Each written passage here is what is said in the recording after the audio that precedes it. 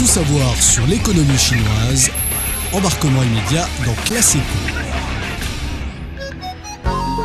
La fête du printemps, le Nouvel An chinois approche. C'est le moment parfait pour faire plaisir à ceux qu'on aime. Cette année, le simple acte de donner des cadeaux a pris une nouvelle dimension. Avec la créativité de e-commerce, on en parle aujourd'hui et je suis toujours avec Rocco. Salut. Salut Chan.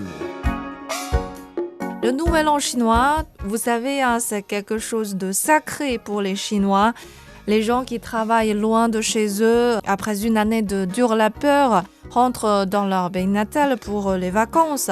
Ils ne peuvent pas rentrer les mains vides. Ils doivent apporter des cadeaux à leurs parents, mais aussi à leurs oncles, à leurs tantes, leurs nièces, neveux. Tout à fait.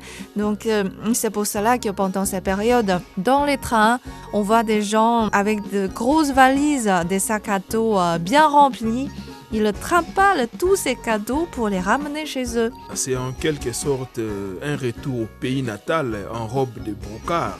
Voilà, il faut montrer qu'ils n'ont pas travaillé pour rien cette année. Ça. Et à ce moment-là, les grandes plateformes de e-commerce en ont vu une opportunité d'affaires pour augmenter leurs ventes. Elles ont développé une fonctionnalité spéciale pour faciliter l'envoi des cadeaux en ligne. Oui, WeChat est le pionnier dans ce domaine. En décembre dernier, WeChat a lancé une fonctionnalité de cadeaux dans son application.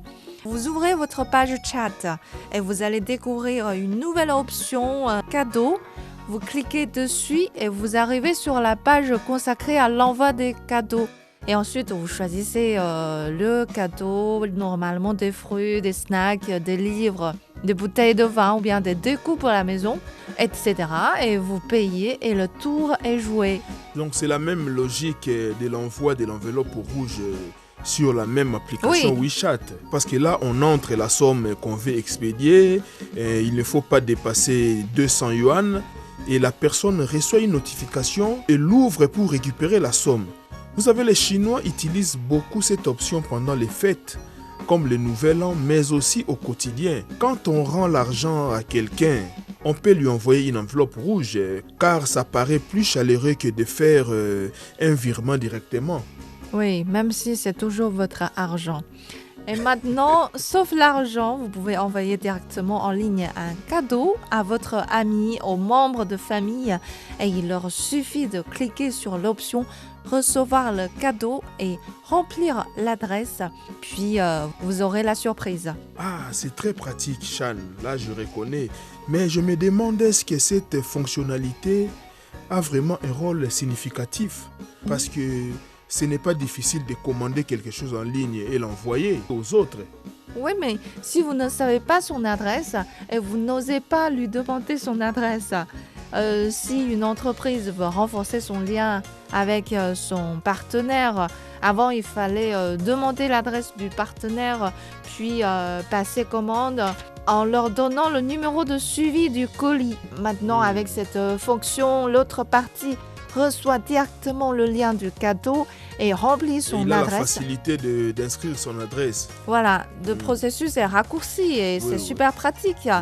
Et entre amis, c'est pratique aussi, puisque si le cadeau que vous lui avez donné ne lui plaît pas, avant, il fallait un ticket de caisse pour le retourner au magasin. Mais maintenant, le destinataire peut choisir un autre produit du même prix si ça lui plaît mieux.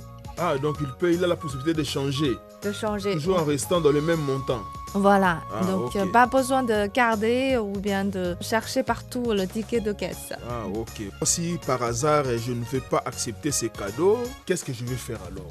Tout simplement, vous ne cliquez pas le lien, donc vous n'acceptez pas le cadeau. Et après 24 heures... Donc si on n'accepte pas dans les 24 heures, la commande est automatiquement annulée. Ah, ok. Et le paiement est remboursé.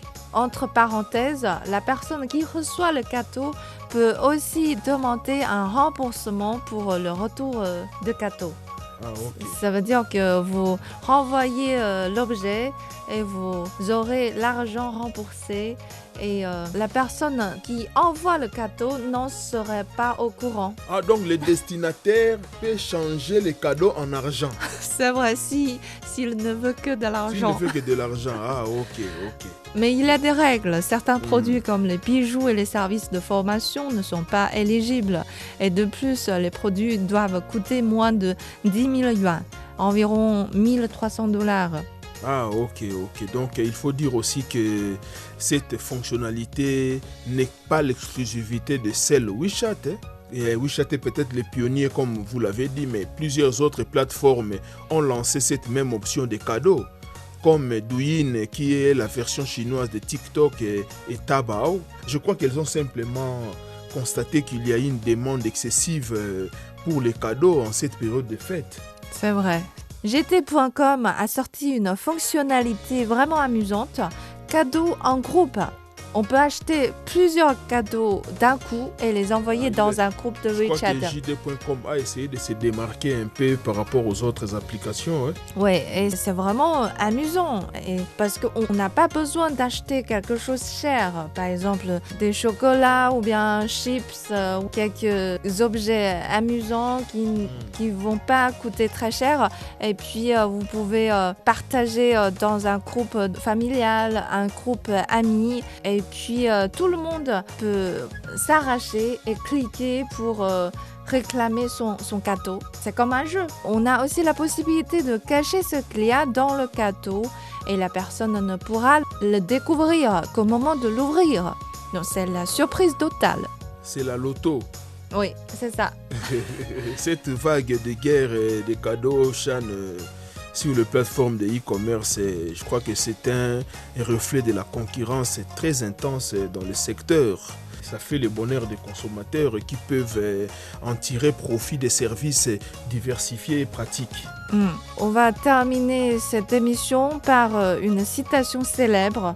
Ce n'est pas la valeur qui en fait le prix, c'est l'intention qui compte. Et là, on parle d'un cadeau, bien sûr. Voilà. Donc c'est tout pour l'émission d'aujourd'hui. Merci de l'avoir suivi et bonne année du Sarban. À la prochaine. À la prochaine.